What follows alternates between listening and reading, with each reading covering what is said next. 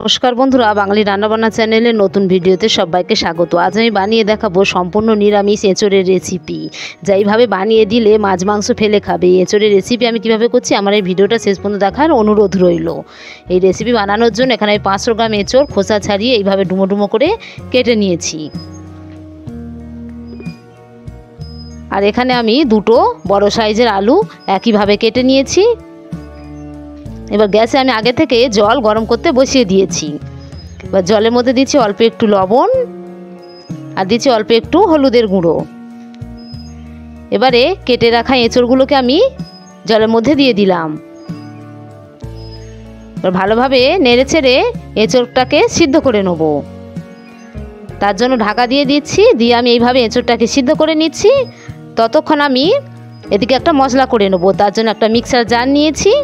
এবার এর মধ্যে দিচ্ছি পরিমাণ মতন আদা কুচি, আর দিচ্ছি 4টে কাঁচা লঙ্কা, ঝালের পরিমাণটা বাড়িয়ে কমিয়ে নেবেন। আর দিচ্ছি গোটা গরম মশলা, আর দেবো 1 চামচ মৌরি আর 1 চামচ গোটা জিরা, আর দিচ্ছি অল্প একটু জল দিয়ে এবার এটাকে মিক্সিতে আমি পেস্ট করে নেব। তরকারি পরিমাণ অনুযায়ী মশলাটাকে বাড়িয়ে কমিয়ে নিতে হবে। এবার এদিকে আমার এঁচোড় সিদ্ধ হয়ে গিয়েছে। মাঝে আমি ঢাকা খুলে দেখে নিয়েছিলাম, দেখুন দেখাচ্ছি এঁচোড়টা কেমন সিদ্ধ হয়ে গেছে। এবার এটাকে আমি একটা পাত্রের মধ্যে তুলে জল ঝরিয়ে নেব। আবার আমি গ্যাসে কড়া বসিয়ে দিয়েছি। কড়াই দিচ্ছি পরিমাণ মতন সাদা তেল। এটা সাদা তেল বা সরিষার তেলও করা যেতে পারে। তেলটাকে ভালোভাবে গরম করে নিচ্ছি। তেল ভালোভাবে গরম হয়ে গেলে কেটে রাখা আলুগুলোকে আমি তেলের মধ্যে দিয়ে দিলাম। আর দিচ্ছি অল্প একটু লবণ আর অল্প একটু হলুদের গুঁড়ো। এবার আলুটাকে ভেজে নেব।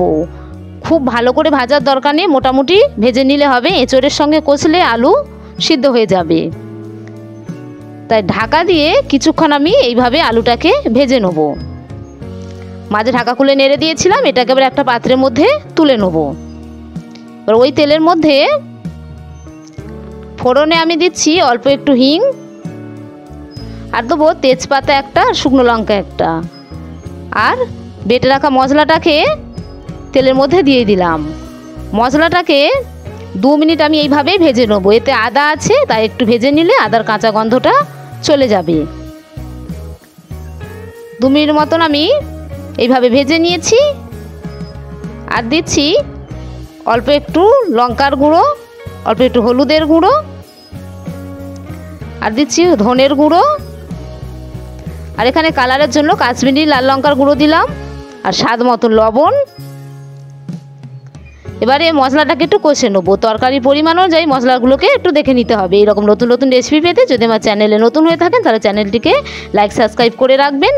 এবার এখানে আমি 4টে টমেটো পেস্ট করে নিয়েছিলাম, এর মধ্যে দিয়ে দিলাম।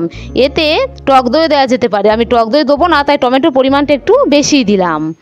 এবার ভালোভাবে এটাকে আমি আরও কিছুক্ষণ কষিয়ে নেব।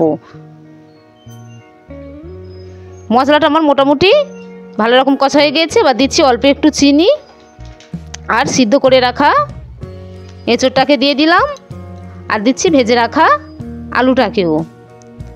এবার আলু ও এঁচোড়টাকে কষে নেব। এঁচোড় আর আলু এইভাবে কষে নিলে তরকারিটা খেতে খুবই সুন্দর হবে। এইভাবে নিরামিষ এঁচোড় বানিয়ে দেখবেন, খুবই দারুণ হয় খেতে। এবার পরিমাণ মতন জল আমি এর মধ্যে দিয়ে দিচ্ছি। জল দিয়ে আবার একটু নাড়িয়ে চাড়িয়ে নিলাম। কতটা সুন্দর হয়েছে তা দেখেই বোঝা যাচ্ছে। এবার ঢাকা দিয়ে আমি সিদ্ধ করে নেব। আলু ও এঁচোড়টাকে আরও একটু ভালো করে সিদ্ধ করে নেব।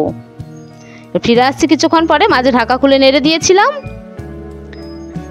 কতটা সুন্দর হয়েছে এঁচোড়ের তরকারি। যারা নিরামিষের দিনে অন্য কিছু ভাবছেন রাঁধবেন, এইভাবে একবার এঁচোড় বানিয়ে দেখবেন, অন্য কিছু রাঁধার প্রয়োজন হবে না। এবার এটাকে আমি একটা পাত্রের মধ্যে তুলে নিচ্ছি। হয়ে গিয়েছে আমার এঁচোড়ের রেসিপি। ফিরে আসছি পরবর্তী নতুন ভিডিও নিয়ে। ততক্ষণ যেন প্রত্যেক ভালো থাকুন।